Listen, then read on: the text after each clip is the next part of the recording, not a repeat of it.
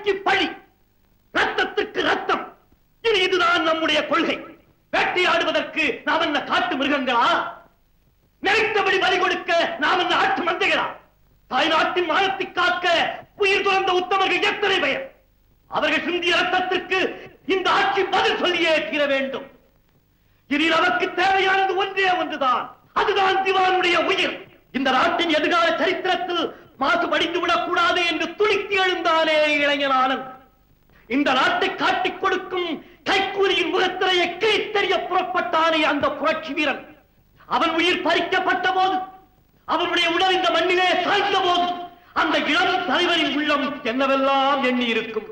நண்பர்களே, தோழர்களே, என் உடன்பிறவா சகோதரர்களே, என்னை கைவிட்டது போல் இந்த நாட்டையும் கைவிட்டு விடாதீர்கள் என்றுதானே ஏங்கி இருக்கும். அந்த தியாகத்தின் சின்னம், அங்கு சிந்திய ரத்தம் நமது உள்ளத்திலே ஒரு லட்சியத்தை உருவாக்கட்டும். அந்த புரட்சி கடல், அங்கு சிந்திய ரத்தம் நமது எண்ணத்திலே ஒரு எழுச்சியை ஏற்படுத்தட்டும். அந்த வீர திருவுருவம், அங்கு சிந்திய ரத்தம் நமது வெற்றிக்கு வழிகாட்டட்டும்.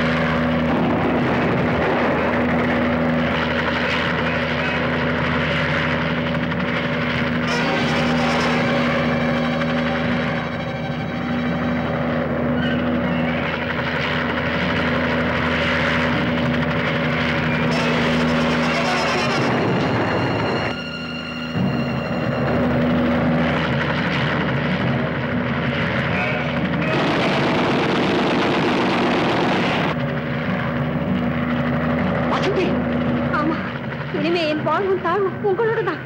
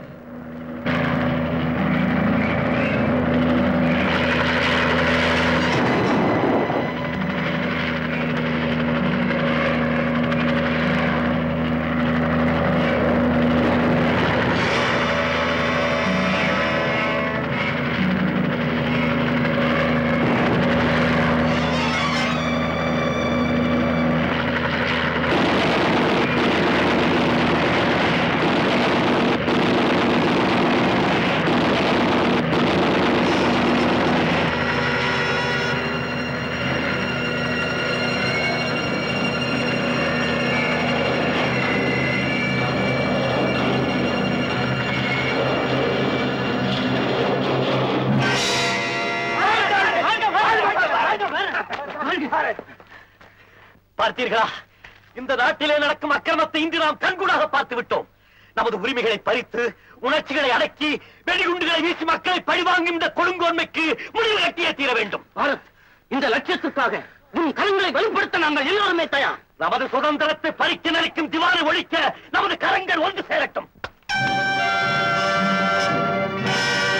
இன்று முதல் நாம் நமது சுயநலங்களை மறந்து நமது லட்சியம் வெற்றியடை வரை போராடுவோம்.